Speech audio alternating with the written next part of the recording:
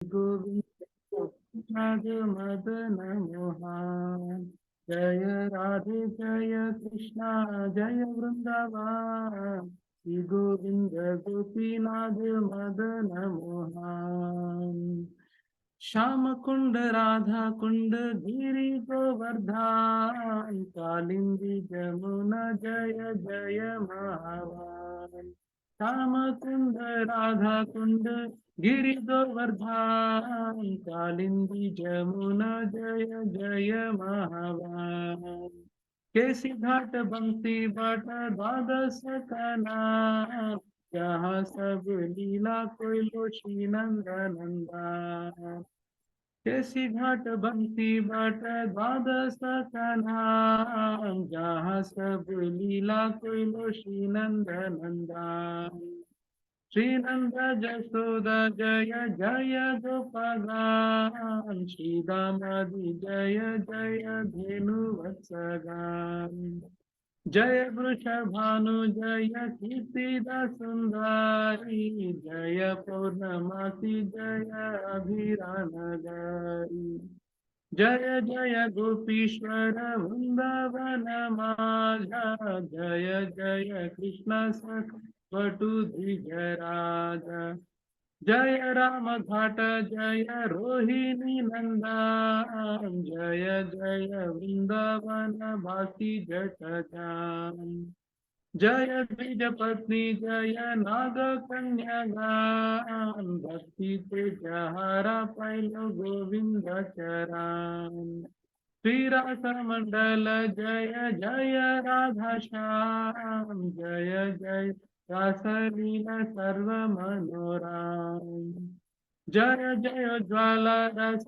सर्व रस सार भारतीय भावे जह ब्रजे ते प्रचार त्रिजनव पद पद्म कोरिया स्मरण दीन कृष्ण दासा को नाम संकीर्तन जय राधे जय कृष्ण जय वृंदावन श्री गोविंद गोपीनाथ मदन मोहन जय राधे जय कृष्ण जय वृंदावन श्री गोविंद गोपीनाथ मदन मोहन हरे कृष्णा कृष्ण कृष्ण हरे हरे हरे राम राम राम हरे हरे हरे कृष्ण कृष्ण कृष्ण हरे हरे हरे राम राम राम हरे हरे हरे कृष्ण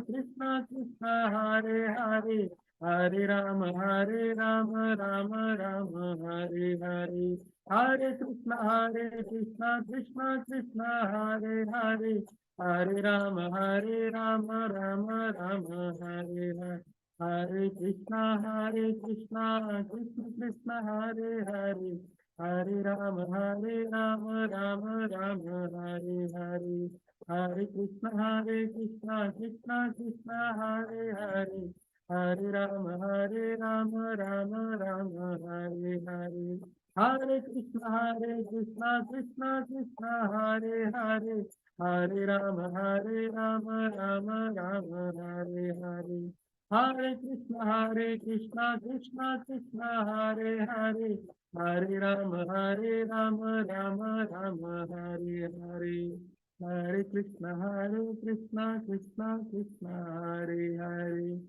हरे राम राम राम हरे हरे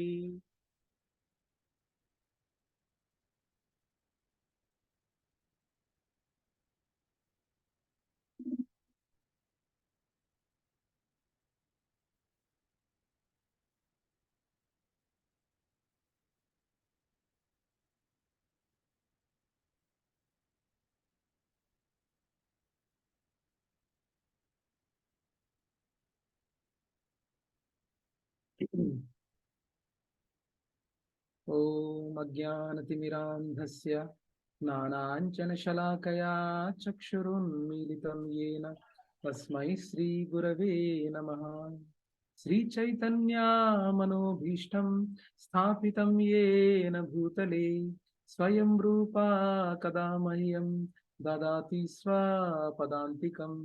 वन्देऽहं श्रीगुरो श्रीयुतापदकमलं श्रीगुरोन् वैष्णवांश्च। श्रीरूपं साग्रजातां सहगणा रघुनाथान्वितं तं सजीवं साद्वैतं सावधूतं परिजनासहितं कृष्णचैतन्यदेवं श्रीराधा कृष्णपदान् सहगणा ललिता श्रीविशाखान्वितांश्च। हे कृष्णा करुणा सिंधु दीनबंधु जगत्पते गोपेशा गोपिका कांता राधा कांता नमोस्तुते। तप्त कांचना गौरांगी राधे वृंदावनेश्वरी वृषभानुसुते देवी प्रणमामि हरिप्रिये। वाञ्छाकल्पतरुभ्यश्च कृपा सिन्धुभ्य एव च पतितानां पावनेभ्यो वैष्णवेभ्यो नमो नमः। वाञ्छ श्री कृष्णा चैतन्य प्रभु नित्यानंद श्री अद्वैता गदाधरा श्रीवासादि गौर भक्त वृंदा। हरे कृष्णा कृष्णा कृष्णा हरे हरे हरे रामा राम राम हरे हरे। ओम नमो भगवते वासुदेवाय। ओम नमो भगवते वासुदेवाय। ओम नमो भगवते वासुदेवाय। नारायणं नमस्कृत्यं नरं चैव नरोत्तमं देवीं सरस्वतीं व्यासं ततो जयमुदीरये। नष्टप्रायेषु अभद्रेषु नित्यं भागवत सेवया भगवती उत्तमश्लोके भक्तिर्भवती नैष्टिकी। कृष्णाय वासुदेवाय देवकी नंदनाय च नन्दगोपकुमाराय गोविन्दाय नमो नमः।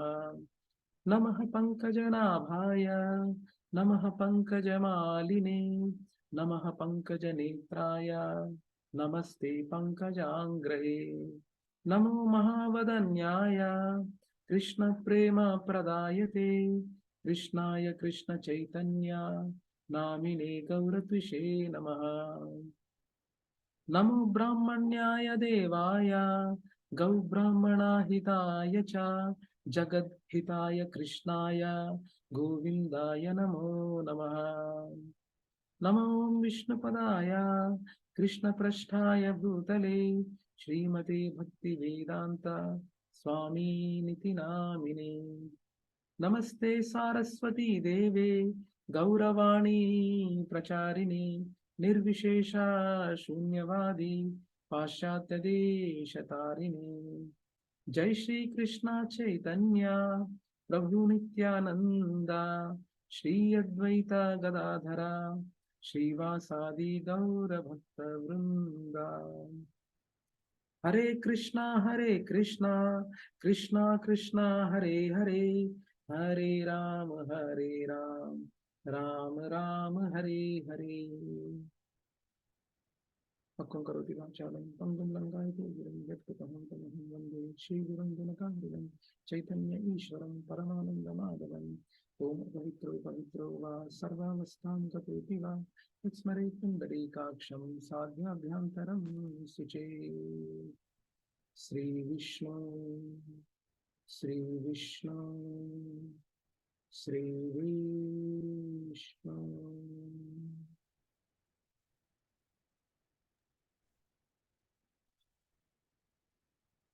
हरे कृष्णा प्रभुजी सन माताजी दंडवत प्रणाम। How is everyone doing? Hare Krishna Hare Krishna Mahesh प्रभुजी दंडवत हरे प्रणाम। कृष्ण प्रभुजी दंडवत प्रणाम। हरे कृष्ण प्रभु दंडवत प्रणाम। दंडवत प्रणाम प्रभुजी। प्रभुजी दंडवत प्रणाम। दंडवत प्रणाम प्रभुजी। हरे Krishna. Somehow everyone is saying Dandavat Pranam and without me asking individually, I thought of asking individually, but since everyone has responded, I wanted to restrain myself asking individually. Thanks for that. So let us start our session. So today's I got an opportunity to speak about chapter 28, third canto, where Lord Kapila and his mother Devahuti's conversation is going on for quite few classes. And I think the previous chapter, 1 minute, let me try to hide this, why it is not getting hidden.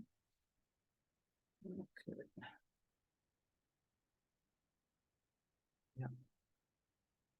Yeah, so here we have our 28th chapter, which is about Kapila's instructions on the execution of devotional service. And the last previous chapters have been nicely covered by Praveen Prabhu and other devotees, and especially the 27th chapter, where I wanted to have a quick review before we jump into the 28th chapter, wherein in the 27th chapter it was mentioned about the condition of a jiva in this material world, in the conditioned state, how it is and how he attains the liberation by jnana, and all was discussed in the 27th chapter. And that recap we'll try to quickly go through, and this is the agenda of today's class. And this 28th chapter consists of 44 shlokas altogether, and we are going to have a quick recap of 27th chapter, where Lord Kapila and his mother Devahuti discusses on understanding the material nature. And in the 28th chapter, we primarily discuss on how to execute the devotional service, though in bits and pieces it was mentioned, and it is the sole purpose of Srimad Bhagavatam on how the devotional service is executed. That was the primary purpose of whole Srimad Bhagavatam, but in specific, it's being talked about here in this chapter by Lord Kapila. So these are the total 5. This particular chapter is divided into 5 sections. And since this chapter is of at very length, where almost 44 shlokas are there, I have been very selfish in taking only 18 shlokas, only 2 sections, and rest of the 3 sections I have probably Lavesh Prabhu would be taking tomorrow, where almost 26 shlokas he would be covering tomorrow. So to have full focus on first 18 shlokas, I have taken this chapter today, where I will be covering only the first 2 sections. First section discusses about the limbs of Ashtanga Yoga, and section 2 discusses about the description of Lord's form for performing dharana. So rest of the sections would be taken care by Lavesh Prabhu in tomorrow's session. Okay, now straight away jumping to the recap of the 27th chapter, where Praveen Prabhu has covered. So he discusses about the jiva in the conditioned state, where it was clearly mentioned when it is the condition of jiva, or the purity of jiva is generally compared to the sun reflection on water. So despite sun reflection on water of a river, will that affect the position of a sun? No. So similarly, a person who is situated perfectly, so the movement of water, or the coolness of water, or unsteadiness of the water will never ever affect the sun. Similarly, Vasudeva Bhagavati Bhakti Yoga Prayojitaha. So that's what was mentioned in Bhagavatam, first canto, 2nd chapter, 7th shloka, wherein when one is engaged fully in the activities of devotional service, Bhakti Yoga, he becomes just like the sun reflected on the water. Although a devotee appears to be in the middle world, actually he is in the transcendental world, as the reflection of sun appears to be on water, but is many millions of miles away from the water. So one engaged in the Bhakti Yoga process is nirguna, or unaffected by the qualities of the material world. That's what is being discussed in the first section of 27th chapter. So that is jiva in the conditioned state. Similarly, the second one. So this is what here we are seeing, the sun and the reflection. And next one is attaining the liberation by yoga. So in the attaining the liberation by yoga, again in the same jiva in the conditioned state, it gets contamination part is discussed, and also we were discussing about even the same jiva becomes absorbed when absorbed in the absorbed in the gunas of Prakriti and bewildered by the false ego, mistakenly thinks oneself to the proprietor of everything. That's what it happens when he gets contaminated with the material world. So that's what usually majority of the population in the material world are contaminated, and they have forgot the original position what they were having. So that deals with the conditioned state. And similarly, the transmigration. So that the jiva performs faulty actions and moves in samsara, in the cycle of birth and death, and in good and bad and mixed species of life, he takes birth again and again, completely immersed in the material activities and completely contaminated, and he gets transmigrated to one life after other. And he attains this doership mentality. Although transcendental, original nature being transcendental, the jiva's troublesome material condition does not cease because of constant meditation on the sense objects. So due to the material contamination, always he would be thinking on the material sense objects, and life after life, to fulfill the desires of the senses, he takes birth again and again and again, and never ceases to get away with this doership mentality. But the solution is mentioned in Shastras to gradually control the materially attached mind through bhakti and yoga with detachment. And coming to attaining liberation through Gnana, I think there were some around 18 qualities were mentioned by a Gnani. So I don't want to elaborately explain, but there are some of them are faithfully practicing the Ashtanga Yoga, or with devotion and faith, hearing topics of the Lord, and the 18 qualities of the Gnani and characteristics of the super soul, all were discussed in attaining the liberation through yoga. And third one is inferring the presence of soul and super soul.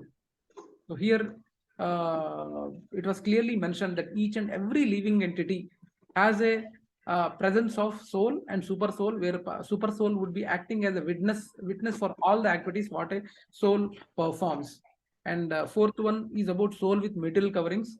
So we have we discussed about a gross body, subtle body, and soul, what are its components, and what are the metal coverings, and how to come out of it, and all were discussed in the fourth section of 27th chapter. Similarly, Devahuti questions about the rarity of the liberation. Devahuti questions about the rarity of the liberation, where it is clearly mentions, how is liberation possible? Since Prakriti and Jiva are attracted to each other eternally, how is their separation possible? Although not the doer, he is attached to the modes, and Prakriti acts on him and binds him. Then how is the liberation possible? That's what Devahiti questions. And this fear might reappear, even if the great fear of bondage is sometimes avoided by Sankhya inquiry about the fundamental principles. It may still reappear since its cause has not ceased. So Devahiti inquires about that rarity in here with Lord Kapila. Then Kapila recommends intense practice. So intense practice where one can get liberation by intense practice, which might include intense bhakti for a long time without desire for fruitive results, by executing prescribed duties, nourishment by hearing about me, perfect knowledge and detachment, and austerity, yoga, and self-absorption. See, Prabhuji and Matajis, whatever the sections here are discussed, these are more in perspective to Ashtanga Yoga, not from a background of Karma Yoga. And especially for the Grihasthas, and where, especially in our satsang or in our Gachibowli congregation, where it's a combination of, mainly combination of Grihastha families. So we need to understand and tune us according to our situation. So this might be more towards the Ashtanga yogic practice, but being in Grihastha ashram, we might more recommendation is more towards Bhakti Mishra Karma Yoga for Grihasthas especially. And Ashtanga Yoga is also one of the parts, but to what extent it is applicable for us, we need to analyze and take it forward. We are not denying the possibility or to choose this path, but we need to be little careful, or we need to be little patient, and we need to understand how complex or how difficult will be for our situation. So accordingly, we need to plan. So teachings of Lord Kapila, he mentions that Kapila recommends that Prakriti cannot harm the enlightened soul. Prakriti cannot harm the enlightened soul. The person who is self-realized, Prakriti never touches. So that's what we have been hearing with a lot of senior devotees and acharyas saying that Prakriti is also doing a service to the Lord in filtering devotees in reaching him. That's what we need to understand. So last one, final liberation of the yogi. So that's what is being stressed, that such a yogi engages in self-realization for many lifetimes with complete detachment from everything. And ultimate goal, by my devotee becomes self-realized by my mercy, and having cut all doubts, he attains my transcendental abode under my shelter and never comes back. When his art is no longer attached to the byproducts of yoga, he can attain final liberation where death cannot overcome him.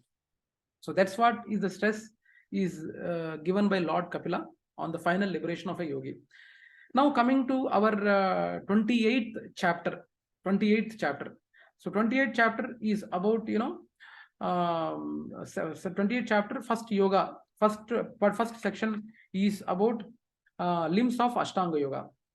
But before we jump into this limbs of Ashtanga Yoga, we need to understand, what we need to understand is what is the goal of human life?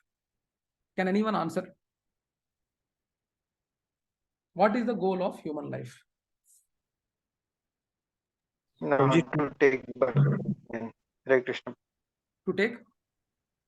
Not to take the birth again and go back to Godhead. Yes. Yeah, that's the goal of human life. To not to take birth again and go back home, back to Godhead. That is the goal what we need to have.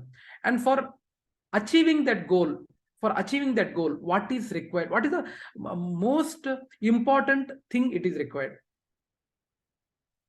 I know I'm going little off track from the original topic, but I'm planning to link them with the topic what we are discussing. We need to understand the goal, and for reaching the goal, there might be so many ways, and Ashtanga Yoga might be one of the way. But yes, as Prabhuji mentioned, our goal is to not take birth again in this world, and we need to plan for going back home, back to Godhead. That is the goal. That is right. Now, to achieve this goal, what is the most important thing? I know there are a lot of things we need to take into consideration, but what is the most important thing in your opinion? Always remember Krishna, never forget Krishna. Yeah, Prabhuji, please. Always remember Krishna, never forget Krishna. Yes, always remember Krishna and never forget Krishna. Wonderful. Use senses not for our satisfaction, for the Krishna service in a more simplest way. Yes, that's right. We have to understand the constitutional position and Right. act according to it. Yeah, all the points what devotees have mentioned are absolutely right. But I would say the first one, somehow I would try to stress out the need that we should remember Krishna, we should never forget Krishna. So that is the important way to achieve our final goal. Now, for that, there might be lot of, so many parts are there. You might have heard Bhakti Mishra Ashtanga Yoga Mishra Bhakti, Karma Yoga Mishra Bhakti Mishra Karma Yoga, Bhakti Yoga Mishra Gnana Yoga Mishra Bhakti. There are a lot of combinations, permutations and combinations where everything is planned to reach Krishna or reach the ultimate abode. Now, here we are especially discussing about the limbs of Ashtanga Yoga. When, as I am saying, Prabhuji and Mataji, we need to what extent it is applicable for Grosthas, we need to see. But this is one of the parts what we are having, and there are a lot of scenarios here. These are the items what we are discussing in the section 1 of limbs of Ashtanga Yoga, where yamas means external restraints what we need to have, ahimsa, that is non-violence, ashteya means not stealing, and satya, truthfulness, aparigraha, aparigraha means what is this? Aparigraha. So like this, brahmacharya, sexual control, all these things these are the external restraints what a person should have once they wanted to achieve the goal through Ashtanga Yoga. These are one of the limbs of Ashtanga Yoga, what we are supposed to follow. Similarly, we are having niyamas, which are internal observances, that is cleanliness of heart, and santosha, contentment with what we have. Swadhyaya, need to have a self-study of the Vedas, and Ishvara, pranadhana, surrender to the spiritual master, surrender to the Supreme Lord. Tapas, self-discipline. See, Prabhuji and Matajis, each and every person have their own journey. And one devotee's journey might not be same as other devotee's journey. Because each and every devotee might be having his own struggles, what he might be going. As a person, I might be going through my own internal struggles, and that struggles for other person might be looking silly for him. But it is an individual journey, what he has to go through. So these are the yamas and niyamas, what a person has to follow. Non-violence, any kind of non-violence, or any non-stealing. You see, it's not only applicable for brahmacharis, but this is also applicable for grahasthas as well. If we really put a microscopic lens and see, it is even applicable for grahasthas also. And a progress, Prabhuji and Matajis, it is never in this human life, probably it might be sounding little harsh, but never except for the enlightened soul, those who are trying to be in practice of devotional service, they are never perfect. And that step-by-step perfection, anyone can plan, anyone can see. Nobody should feel that, yes, I am perfect. Always there is a scope for improvement. And we can even have a 1 week or 10-day challenge. You remember, there used to be sometimes, I think in Google or some time back, cold water challenge, some kind of challenges they post in internet. Similarly, a person, a simple example, a person who is tuned to bath only by hot water. For him, bathing with cold water is like a very great thing, But this is a step, a simple step. For at least 1 week, people say, right, for 23 days or some 31 days, I don't remember exact days. If one person does that particular act continuously for 21 or 20 days, 22 days, that particular forcible activity might become his nature. Something like that I have heard. So similarly, in devotional practice, some things we need to put conditions. We should not be content with whatever the practice we are doing or whatever the service we are doing. It's good that the services what we are doing are nice, and we should not go into the comfort zone. Any kind of activity, we have to introspect ourselves. Okay, whatever I'm doing, I should not be content. We should increase the bar. And that is I think there is no need of a separate inspiration outside. We can find in our own satsang lot of devotees, where they are raising the bar always. I don't want to quote the names, but there is no need for any external inspiration. That, at least for me, I take that way. I don't need any external inspiration, and it doesn't mean that you should not take it. But we have live in-person examples in our own satsang with whom we can derive inspiration from. So similarly, there are so many other asanas, pranayama, pratyahara, dharana. It is clearly mentioned like asana. If we go to the next one, that is asana, pranayama, pratyahara, dharana, dhyana, and samadhi. So, asana is nothing but attaining a steadiness by mastering correct asanas. The most wonderful asana, most of us like.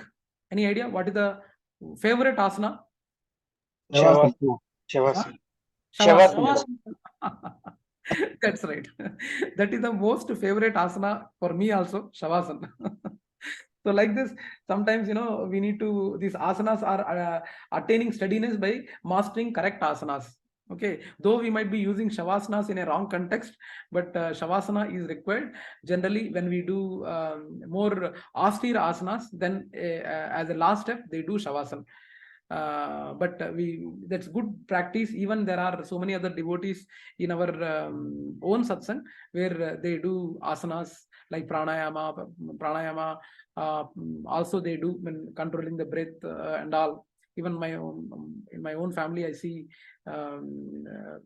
Shanti doing pranayama and other asanas as well. And we are having Dinesh Prabhu, who runs a yoga institute where he teaches asanas and pranayama exercises as well. This is pranayama is to control the breathing of the vital air.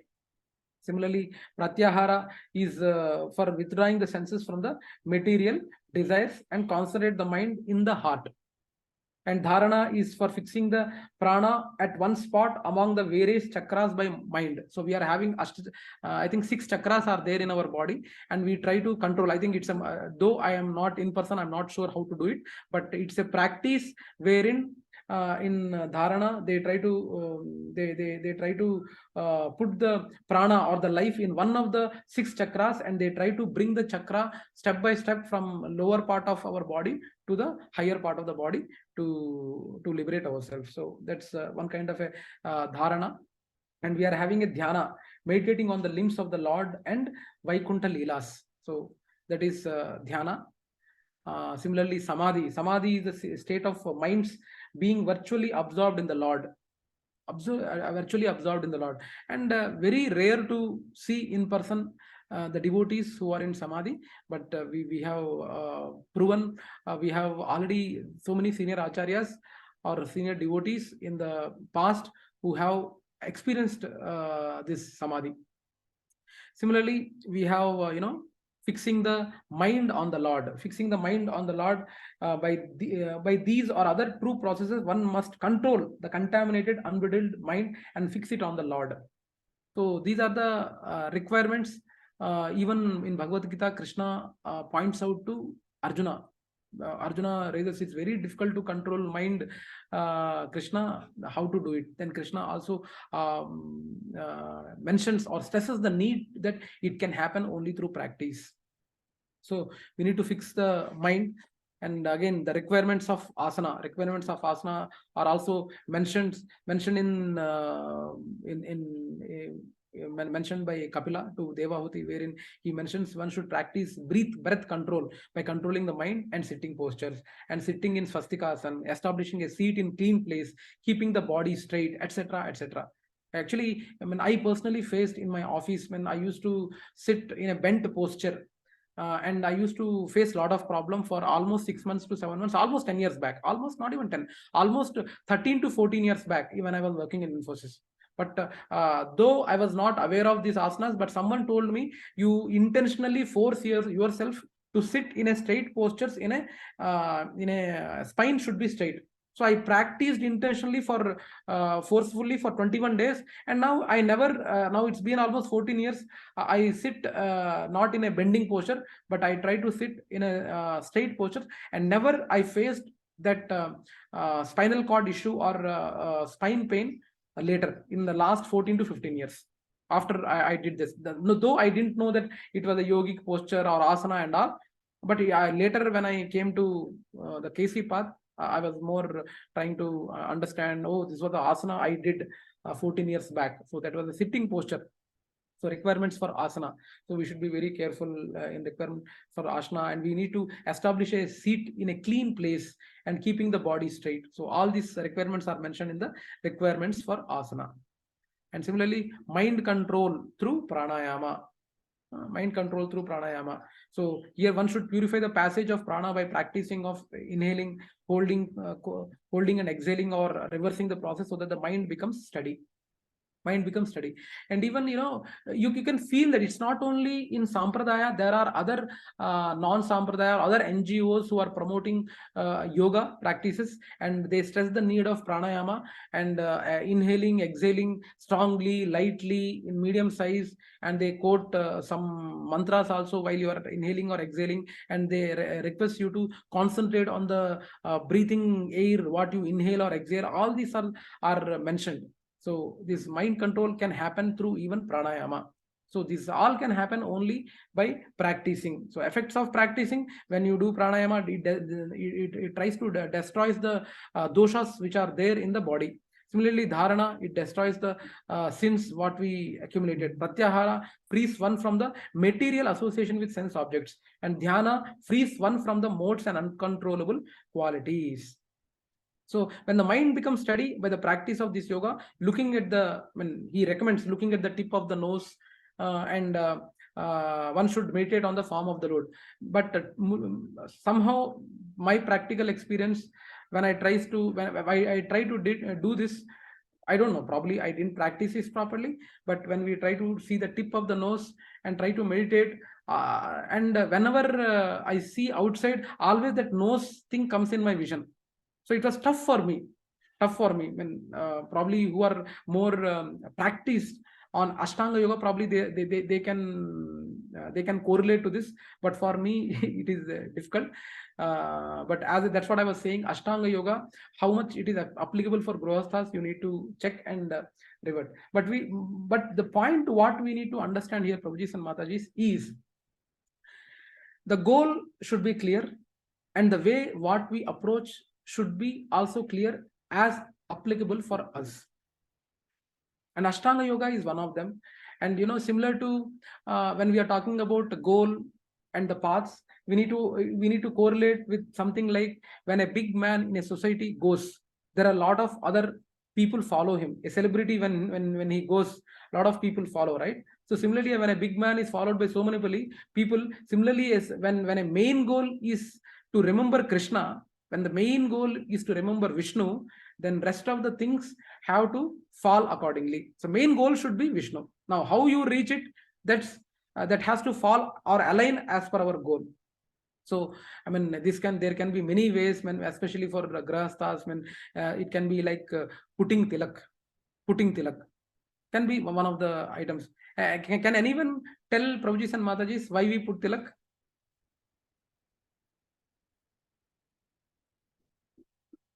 Can anyone tell? To remind ourselves that we are servant of the Lord. To remind ourselves that we are servants of the Lord. Yes. Anything else? It is more, this answer given by Kiran Prabhu, I think it is more relevant to us. I mean, as a soul or as a person, to remind ourselves that we are servants of the Lord. It is more specific to individual. Anything else? Our body is like a temple of Krishna, so we decorate our body with tilak. Super. Yeah, nice, Mataji. Very, very, very wonderful explanation. Anything else? Anything else? Yes. Yes. Okay. I think then you might have you heard of Axe Gang, Scorpion Gang, etc. In mafia, generally they use these terms, right? Axe Gang, Scorpion Gang. Have you heard of it? In especially in gang wars, they use this. They have tattoos, axe tattoo, scorpion tattoo, something like that. So like that, it resembles that we belong to some gang or some team or some kingdom, something like that. So similarly, when we put tilak, as Mataji and Prabhuji has rightly mentioned, it reminds us that we are servants of the Lord. We are servants of Vishnu. Vaishnava tilak. Yesterday or 2 days back, I was going through. Can anyone say how many kinds of Vaishnava tilaks are there? Can anyone try how many types of Vaishnava tilaks are there? Or is there no types of Vaishnava tilaks? Is it only one what we wear? No, there are types, Prabhu, I've seen. Yeah. Sri Sampradaya, they put a different tilak. ISKCON, we put a different tilak. Yes. How many? Can you guess how many are there? Maybe 2 or 3. Yeah. I don't know, Actually, there are almost 25 to 30 kinds of Vaishnava tilaks. It's not only 2 or 3. Even in our own Gaudiya Sampradaya, there are around 7 to 8 kinds of Vaishnava tilaks. Of course, it might be resembling the same, but the structure might be different. But we need to understand all these things is to remember Vishnu or Krishna.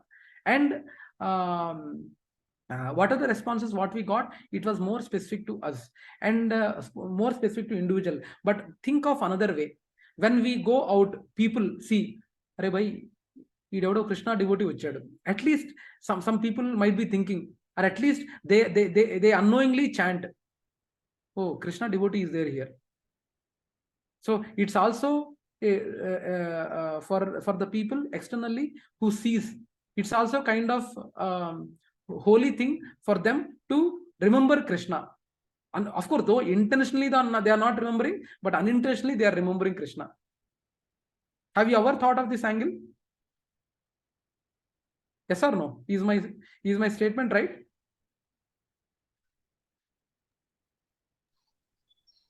Yes, Prabhu. Yes, sir. People recognize. Yeah. So I mean, when we it might have happened with every one of you when they go. Yesterday I was in traffic, so near especially in the Wipro junction, there were our ISKCON Attapur devotees were distributing books, and they have started distributing books even in our Kajagoda circle also. They have started. I have seen them yesterday for the first time. So when we saw them, my son was saying, Daddy, the devotee is there, shall we talk to him? So somehow, knowingly or unknowingly, people are remembering Krishna or thinking of Krishna. So that's kind of a importance of, so what are the activities as a grahastha we are doing? Of course, the main priority is for us to remember Krishna, and for us to purify, and to us to follow the footsteps of what Krishna and the Guru Parampara has mentioned. But we need to understand that this is also one of the points.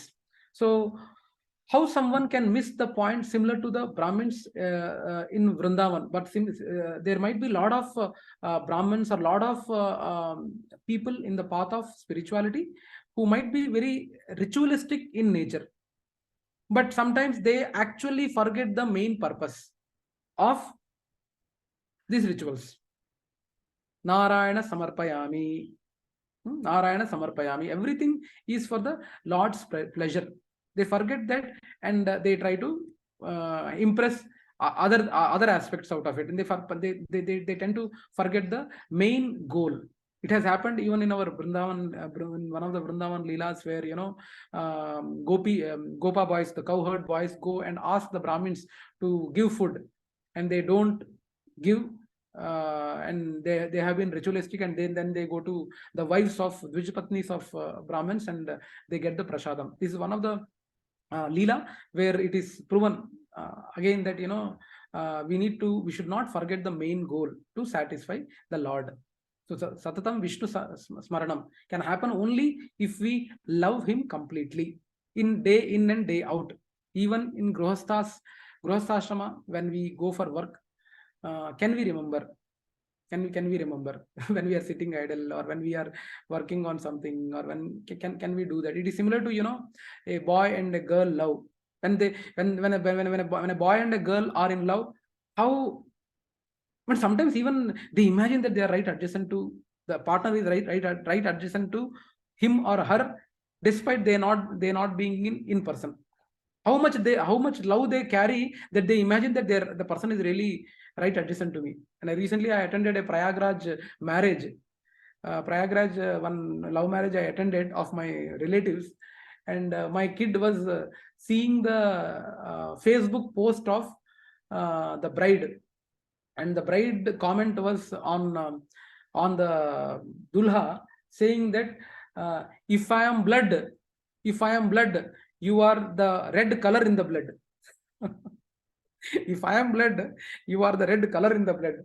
So the kind of love, when a boy and girl are in love, they always think of each other, and they love so much.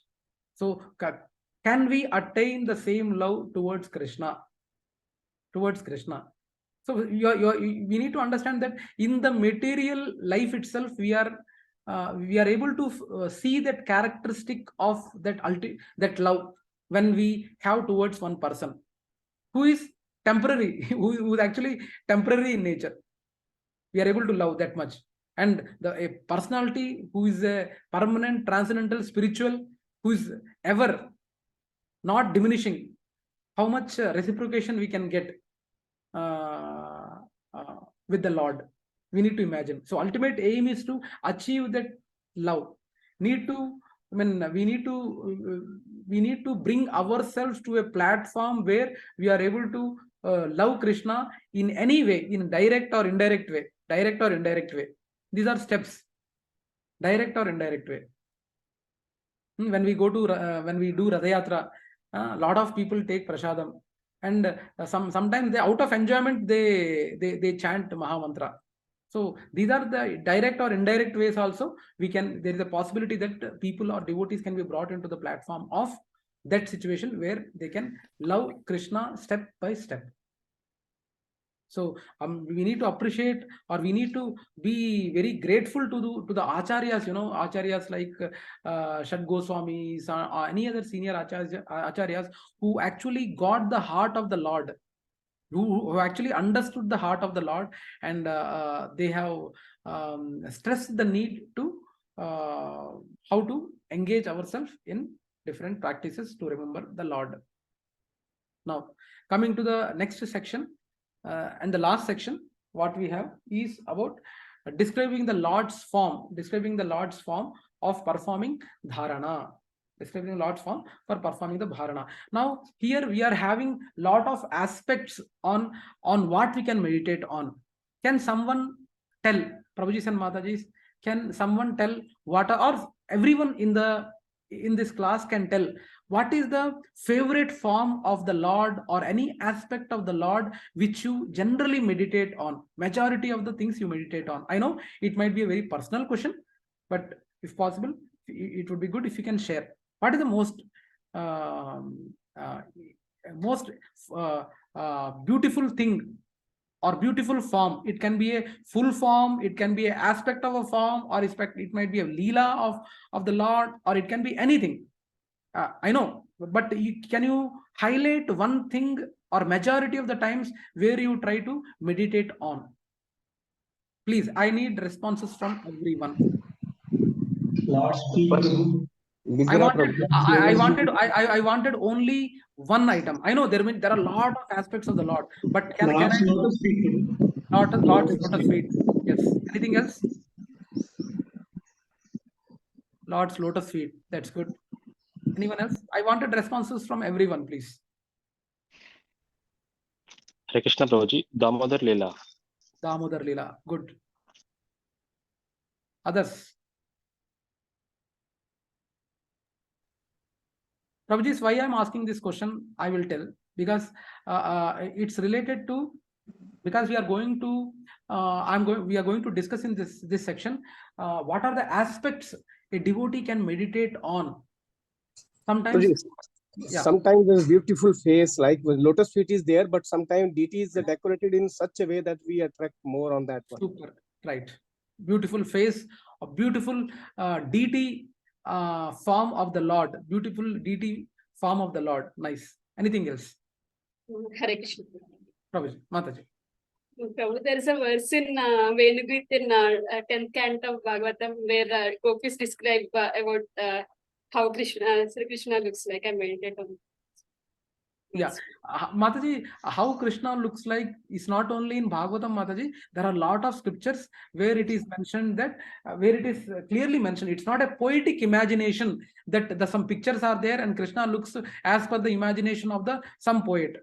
But there are scriptural references where it is clearly mentioned how Krishna looks. It's not Krishna looks, but it's not only one aspect. It is the entire body, from hands, face, nose, earrings, legs, limbs, etc. A lot of things are mentioned. But I am asking you, for you, especially for you, what is the majority aspect of the Lord which you generally meditate on? Majority of the cases. I know you might be meditating on a lot of leelas, lot of personal features of the Lord, but what is the majority portion or majority aspect you generally meditate on? For me, it's lotus feet. Like, I actually like in Chaitanya Charitamrita, it is said like Krishna wants to taste his the taste of, the nectar of his lotus feet. So he shows his form in a small baby form, and he only puts his lotus. Vatapatra. Yes, Vatapatra. Vatapatra Shai. Yeah. Nice, Mother. Hare Krishna Prabhuji. If you ask how I meditate while I chant, is I just imagine how the expansions are from Krishna, Balarama, first Chaturvyuha, second Chaturvyuha, and then Mahasankarshana, and then it comes, how he forms the universe, and then after that I start from his lotus feet and just go throughout the entire body till the face. I imagine everything, as in one of the purports where I read is Kaustubhamani, the garland bees are humming, then his jasmine-like teeth, his eyes, his tilak, his mukut, his lotus feet. So when I think about all these things, the time, quickly one round, there is a lot to think about, and he keeps on repeating again and again. Yeah, nice, Mataji. Nice. Though I have asked one, you have given almost everything. Nice, Mataji. Hare Krishna. Yeah. Thank you, Mataji. Thank you for sharing. Yeah. So, Prabhujis and Matajis, we have seen a lot of devotees meditating on different aspects. Some meditate on the lotus feet of the Lord. Some meditate on the wonderful facial expressions of the Lord. Some meditate on the flute of the Lord. I actually, knowingly or unknowingly, when from my childhood, I am attracted to the pose of Krishna dancing on Kaliya. From childhood, though I was not Krishna consciousness at that time, but I used to somehow I used to like that that picture. I had a special likening, and since childhood I carried that pose of Krishna. I mean, how elegantly he looks on Kaliya, and without any pressure, playing like a toy, playing.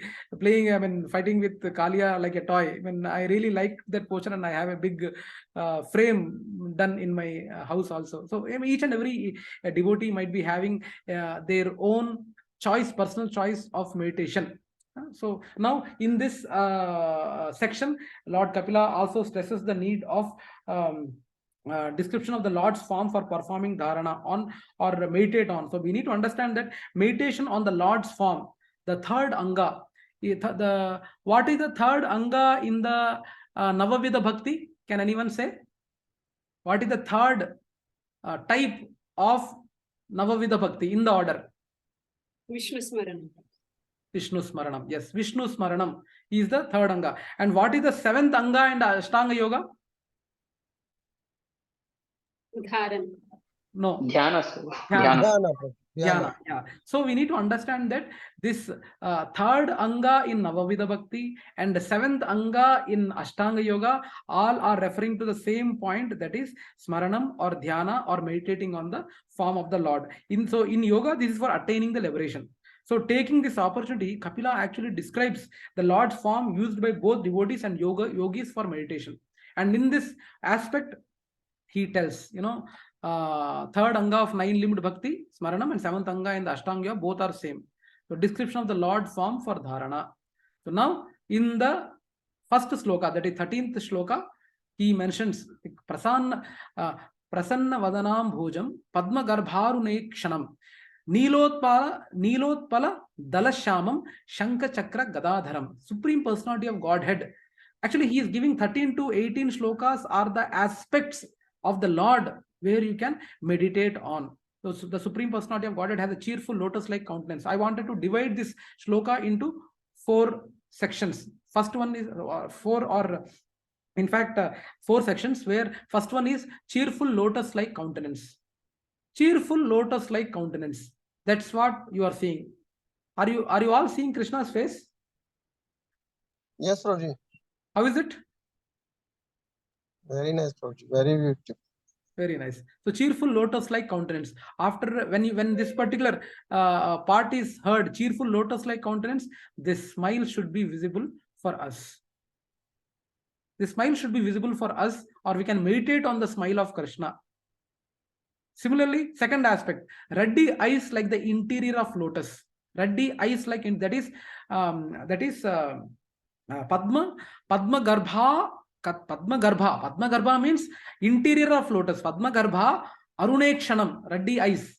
Arunekshanam. So here we should remember the eyes of Krishna, which are resembling the interior of a lotus.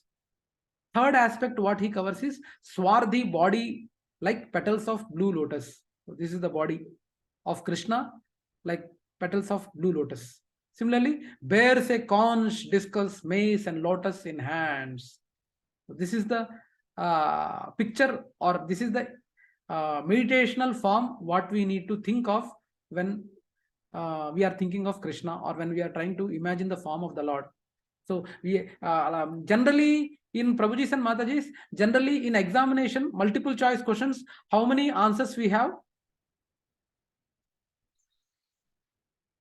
4. 4, Prabhuji. Out of 4, 1. 4 we are having, right? I think most of the examinations what we have written in our competitive exams or in our professional life, mostly the multiple choice questions we have 4 options, but Krishna is providing unlimited options for meditating upon. Smile, form, body, eyes, only in one shloka. Only in one shloka he is giving all those things. And we need to understand that the color of personality of Godhead Krishna is described here as a Nilotpala Dala, meaning that it is like that of a lotus flower with petals tinted blue with white. In fact, we can do one thing. We will try to, I'm just trying to see if we can have a, I can read that. I think we are having time. No, I think interest of time, I think I need to go fast. So yeah, so we need to understand that these are different forms of, or different here it is Kapila has described about the Lord's form to meditate upon in the 13th sloka. And now in the 14th sloka, he further explains lasat pankaja kinjal ka pitu kauseya vasasam Srivatsa vakshasham bhrajat Kaustubha Mukta Kandharam.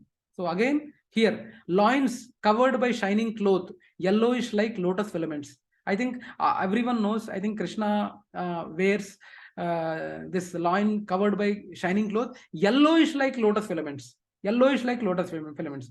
So this is the thing what we need to imagine with a loin cloth with yellow color. That's what Krishna or Chaitanya Mahaprabhu is generally seen in the yellow color clothes. Second one, Srivatsa. Srivatsa mark curl of white hair on the chest or breast, what we say. So here we are having a Srivatsa mark on the chest. This is the Srivatsa mark. And third one is Kaustuba gem suspended from his neck. So Kaustuba gem.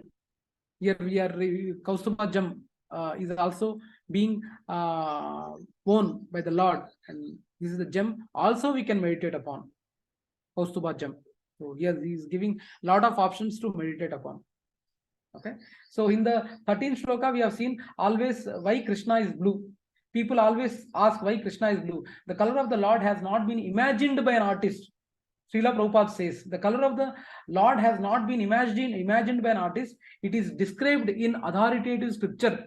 In Brahma Samhita also, the color of Krishna's body is compared to that of bluish cloud.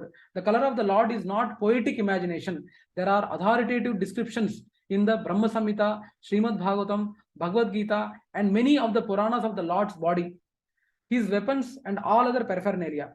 The Lord's appearance is described here as Padma Garbharunekshanam. His eyes resemble the inside of a lotus flower, and his 4 hands, he holds the 4 symbols, conch shell, discus, and mace, and lotus. Now coming to the 14th shloka, already we have seen this. The exact color of the garment of the Supreme Lord is described as a saffron yellow, just like the pollen of a lotus flower. The Kaustuba gem hanging on his chest is also described. His neck is beautifully decorated with jewels and pearls. The Lord is full in 6 opulences, one of which is wealth. He is very richly dressed with valuable jewels which are not visible within the material world. So even, it's not only the face or the lotus feet of Lord Krishna, but also his garments also we can meditate upon.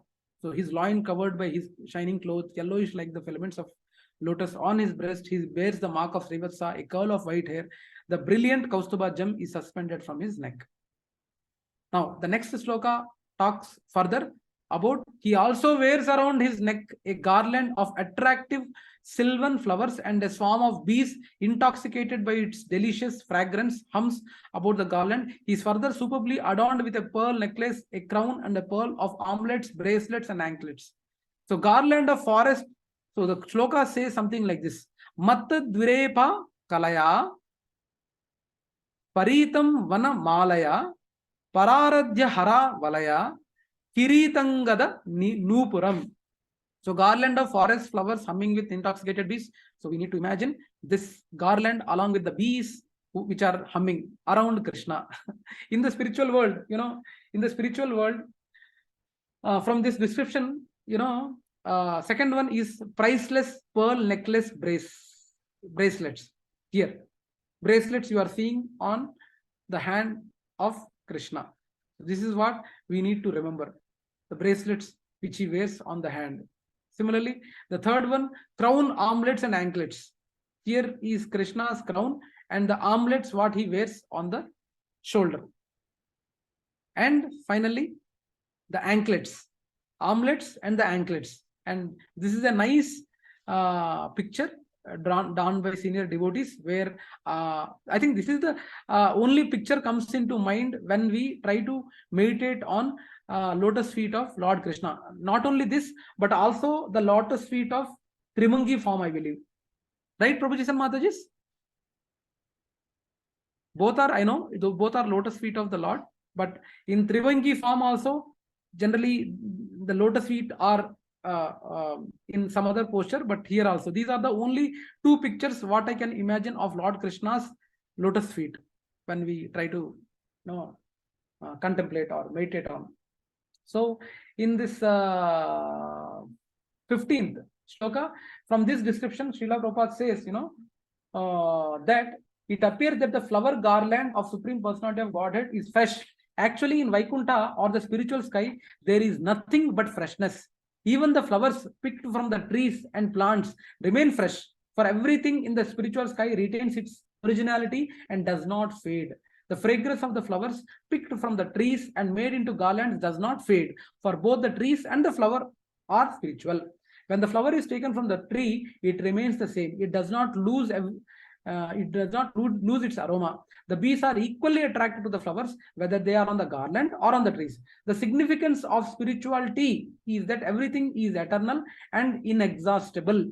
Everything taken from everything remains everything. Or as has been stated in the spiritual world, 1 minus 1 is equal to what, Prabhuji and Matajis? In and 1 plus 1 equal to?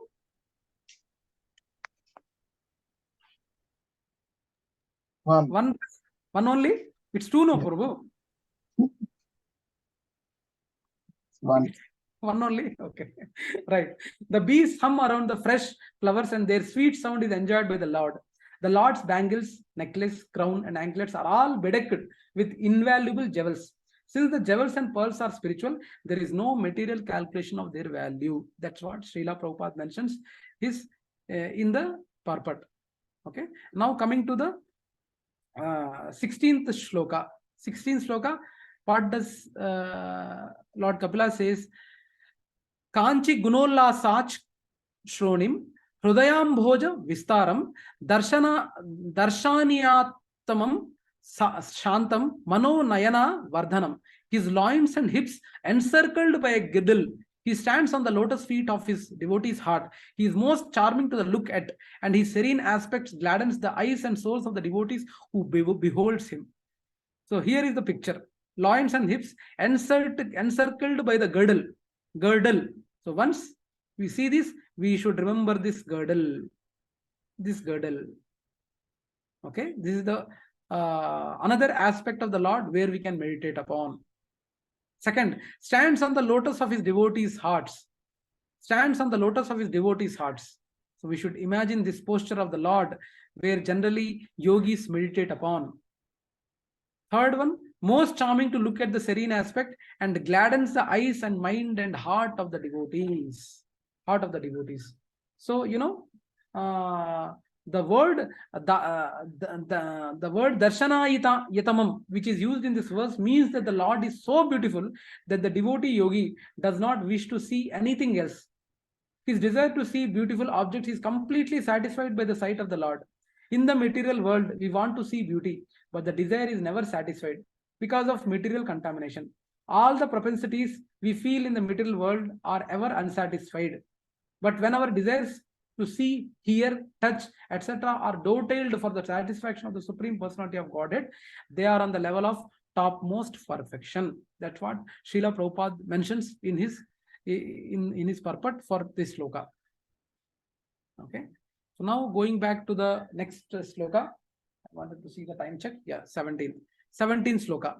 17th sloka talks about Apicha Darshanam Shashwat Sarvaloka Namaskrutam Shantam Vayasik Kaishore Bhrutyanugraha Kataram.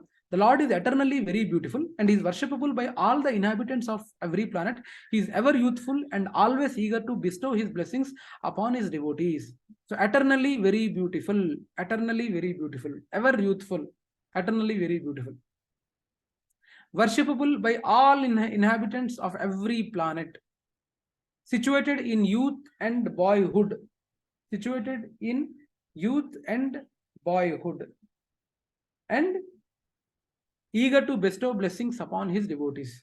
So 17, the Lord's facial expressions always indicates that he is ready to show favor and benediction to the devotees. For the non-devotees, however, he is silent. Make a note. For the non-devotees, however, he is silent. As stated, in fact, Prabhuji and Mataji, in this aspect, whatever the limited experience we or I in person been in this path, I could see Lord's intervention in showing favor or benediction to the devotees, and for the non-devotees, how he is silent. And sometimes, when you introspect the entire life, sometimes we feel that today in this situation, how Lord has been planning for the last 45 years for us to be in this situation today. Today on 2023, May 20th at 8:24 a.m. we are discussing Bhagavatam, or we are trying to glorify the Lord, or we are trying to discuss the aspects of the Lord. How Lord has been planning for the last 45 years to bring me into this situation. This is only examples of today's class, but in our own introspection, if you see, there might be some situations where if you can find yourself that how merciful has been the Lord to us, that he has put us in this situation. Actually, I never introspected prior to coming to KC, but when I in the what of the little experience I see, there are some situations, some situations, very vulnerable situations where the things could have gone R or par. But luckily, we have chosen the right path to be here. Had we chosen the other path, the things would have been different. I know for some it might be very complicated on what I am saying, but if we try to understand the intent behind what we are seeing, why I am saying all this is how Lord is individually working on each and every devotee. I'm not talking about the perfected or enlightened souls, even the practitioner devotee. How Lord will be trying his best to choose some right decisions for the devotees. So here, this aspect of for the non-devotees, however, he is silent. That's what Srila Prabhupada mentions in his purport, that for the non-devotees, however, he is silent. But don't mistake this silence to be partial. It is Jiva's fault that he is not exercising his free will properly. Upadrushta anumantacha. Whatever Lord sanctions doesn't mean that he likes it. He is giving value to your free will. That's why he is sanctioning sometimes your worst desires also. But whatever Lord sanctions, it doesn't mean that he is happy. Sometimes in my home, there might be some serial my kid might be watching, and Shanti might be watching the serial along with them to see is this the serial right or not, is there something inappropriate things are there or not, like that. For that she watches along with kids, but kids think that think that Lord Amma has approved it, so Amma also likes it. No, she doesn't like. She doesn't like, but she watches along with it. So similarly, Upadrishta Anumanta Lord sanctions lot of things even for the non-devotees. But don't let us not be in an impression that since he sanctioned, he likes it. No, it doesn't. We need to understand that. So as stated in Bhagavad Gita, although he acts equally to everyone, because he is the Supreme Personality of Godhead, and because all living entities are his sons, he is especially inclined to those engaged in devotional service. The same fact is confirmed here. He is always anxious to show favor to the devotees. Just as the devotees are always eager to render service unto the Supreme Personality of Godhead, the Lord is also very eager to bestow benediction upon the pure devotees. That's the point what we are trying to understand. And the last sloka of this section and of today is this: Kirtanya Tirtha Yashasham Punya Shloka Yashaskaram Dhyaye Devam Samagrangam Yavanna Chavate Mana. The glory of the Lord is always worth singing, for his glories enhance the glories of his devotees. One should therefore meditate upon the Supreme Personality of Godhead, and upon his devotees, one should meditate on the eternal form of the Lord until the mind becomes fixed. Worth singing his glories. Worth singing his glories. His glories enhance the glories of his devotees, and one should meditate. One should meditate upon all his limbs until the mind becomes fixed. One should meditate upon all his limbs until the mind becomes fixed. So here, the same purpose is served when a devotee worships the form of the Lord in the temple. There is no difference between devotional service in the temple and meditation on the form of the Lord.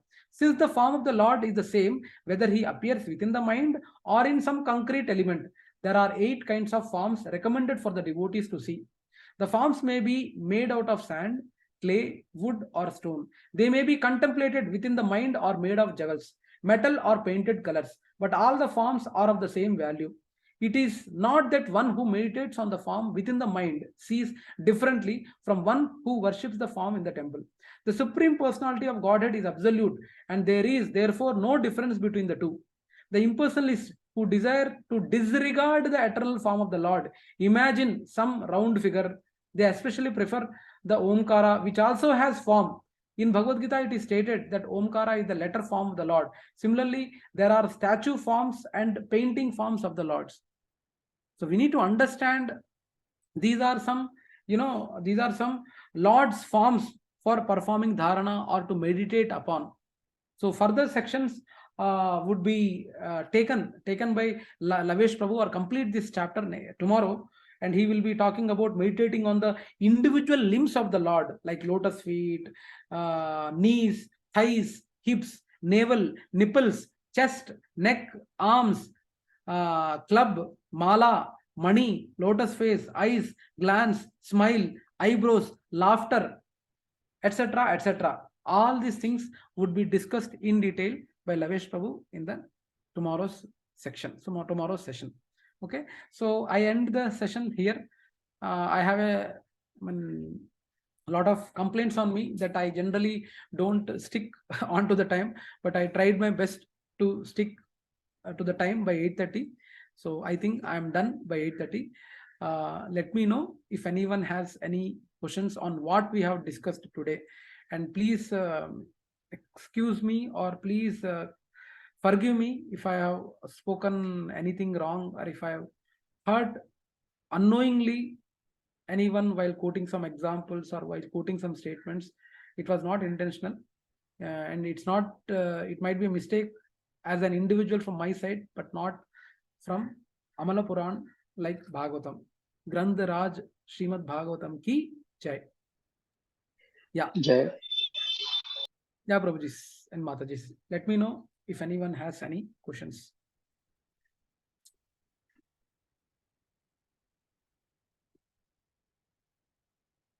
No questions, Prabhu. Wonderful session, Prabhu. Thank you very much. It's really, really wonderful, Prabhu. There's so much to learn. Yes, Prabhuji. Okay, every sentence, every word Okay. Every pause, whatever you have taken, there's so much done, so much to release, Prabhu. There's no doubt in that. Yes, Prabhuji. Actually, the takeaway for me is, Prabhuji, the takeaway from me for preparing this session, I to be frank with you, I also were trying to meditate on only some aspects of the Lord, but this chapter was a eye opener for me that there are a lot of things we can meditate upon on the Lord. Yes, Prabhu. That is, yeah. Meditating upon the Lord itself is something, summary of this particular chapter, as you rightly mentioned. Yes, Prabhu. And Prabhuji, the kind of culture, the Vedas, though most of the current society might not agree with this, marriages or Vedas or whatever they talk about, how much applicable even in the current society is very much relevant. Very much relevant, actually. A lot of people just take away or ignore, saying that the Vedas or scriptures are not relevant in the current society and these are not applicable. Actually, this I faced in, as I told, I was in a marriage in Prayagraj, and one particular ritual in the marriage, they say, I just remembered Srila Prabhupada's statement, ladies are less, Matajis are less intelligent, and like that, some quotation was there by Srila Prabhupada. We need to understand the exact context behind what Srila Prabhupada was saying. But it is already proven that already when His Grace Lilananda Prabhu mentions, he compares generally donkey and horse. There is no need for horse to prove that I am good like donkey. I know it might be sounding offensive to Prabhuji's, but Prabhuji by nature or by nature, they are little spoiled in nature, Prabhuji's especially. So in that context, that was said, and I could correlate with one ritual what happened in Prayagraj. The ritual what happened was, in the marriage, it is in North India, in Prayagraj, the marriage happened, and the girl, the boy is from our end, and he's from Ongole, and the boy and the parents, they don't know Hindi, and the girl is from Uttar Pradesh, and the girl and the parents, they don't know Telugu. Okay, so we are the only people between the acting as a mediators. And for boy, I was in relation Anna, that is brother, elder brother. So there was a ritual in the marriage where I need to touch the bride, or I need to touch the Pelli Kuturu. I need to touch the Pelli Kuturu, and the Pelli Kuturu, I touched Pelli Kuturu on the head for almost 1 minute, and I was asked to chant few verses as Pujari ji was saying, and he was explaining in return for everyone that now you touched this girl, and you will never touch her again. Like that, he told, and I funnily told, there is no possibility, Prabhuji. She is in Bangalore, I am in Hyderabad. So the thing is, but when we seriously contemplate on that aspect, the nature of a person or the nature of a male, the propensity of a male, as when Lilananda Prabhu mentions, only Sita Devi కనపడనంత వరకే మనం మంచోళ్ళం, కనపడితే మనం రావణాసురుడి కంటే చాలా చెడ్డవాళ్ళం. So until Sita Devi appears, everyone is a good man. Once Sita Devi appears, our Ravana comes out. So like that, I was able to correlate that action or that ritual what was performed in Prayagraj with what our senior devotees were mentioning. So the propensity of a male, the propensity aspect of it. So I more elaborate in nature that the rituals happened almost for 4 to 5 hours, midnight from 12 o'clock till 5 a.m. that happened. And I was the only person in the entire marriage. I didn't have sleep. At least their parents slept took a quick nap. And only myself and the bride and bridegroom were not sleeping. So yeah, anyway. So this was why I brought this topic, Prabhujis and Matajis. The glory of our scriptures is more important and which is more relevant even till today. That's the point. That's the reason why I quoted this example. Yes, Prabhu. And then another wonderful thing is, I think in the same marriage you have let everybody, including Pujari, chanted two malas, Prabhu. So you are Yeah, so yeah. you're so Yes, Prabhu. inspirational. Yeah. I got an opportunity, Prabhuji, because You get they an can't say. opportunity and see opportunity to penetrate or to give Krishna consciousness to everybody in this planet. Yes, Prabhuji. So you are a role model, Prabhu. For that. Yeah, I mean, I'm not a role model, Prabhuji. I just took an inspiration from devotees like you, Lilananda Prabhu, Subara Prabhuji, Praveen Prabhuji, lot of other Iyer Prabhuji, Shri Gopal Prabhu, lot of devotees are there, Prabhuji. I don't actually. I'm very blessed. Why I'm not for the sake of boasting. I'm saying I'm really blessed that there is no need for me to go for somewhere outside to take inspiration from. I have devotees around me itself. I am very immature enough in our satsang. Sometimes I behave, but I have a lot of devotees in our own satsang to derive inspiration from. I never did anything. Anyway, in that case, that's a sensitive situation. Like, they can't say no to me as I'm a son-in-law of their family. Whatever I do, they can't say no. If they say no, I will torture Shanti. I will torture Shanti. So they have to oblige my word. So they have accepted. They never stopped me. So somehow I try to squeeze in, and though that was not recorded, but I given some explanation of this Maha Mantra as well to the people. I said that, do you have faith on your mother? I asked this question prior to the chanting Maha Mantra. I asked them that, do you have a faith in your mother? Everyone said yes. Though your mother is not there, do you believe in your mother's blessings always there on you? Everyone said yes. So if you are having a faith, then with the same faith, you need to chant this Maha Mantra. Like that, I started, and just 1 or 2 minute session I took before I chanted that Maha Mantra. You have given entire Krishna consciousness. Yeah, so that's up to them now. That's only after seeing devotees like you, Prabhuji, sir. Nothing special from my end. Yeah, so that's it, Prabhuji and Matajis. Let me know anyone has any other takeaway, feedback, or any corrections, anything what I need to modify in the way of me telling, or any presentation issues. Please do let me know, Prabhuji and Matajis. Hare Krishna, Prabhu. Dandavat Pranam. Dandavat Pranam. Thank you for a wonderful lecture, Prabhu. I think you don't need any feedback, Prabhu. You are setting an example. For me, some takeaways was also that, that keeping the lecture, going more deeper rather than wider is better. So we covered lesser verses, but we went more deeper. I thought it was very beneficial. You gave wonderful description, which allowed us to meditate on the transcendental form of the Lord. As you were speaking itself, it was so wonderful just to listen to you, describe the transcendental form by part. You had pictures, you zoomed in on specific parts, also helped us a lot. Thank you. Thank you so much, Prabhu. Thank you, Prabhuji. Dandavat Pranam, Prabhuji. Thank you, Prabhuji. Thanks a lot. Dandavat Pranam to you. Thank you, Prabhuji. Hare Krishna, Prabhuji. Thank you so much. Thank you, Mataji. Thank you, Prabhuji. Thank you, Mataji. Thank you, Shiva Mataji. Hari Bol. Hare Krishna. Hare Krishna.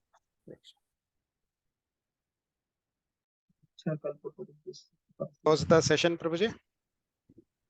Yeah, I think he leveled out. Okay, Yeah. Prabhuji, thank you so much. Thank you. Hare Krishna.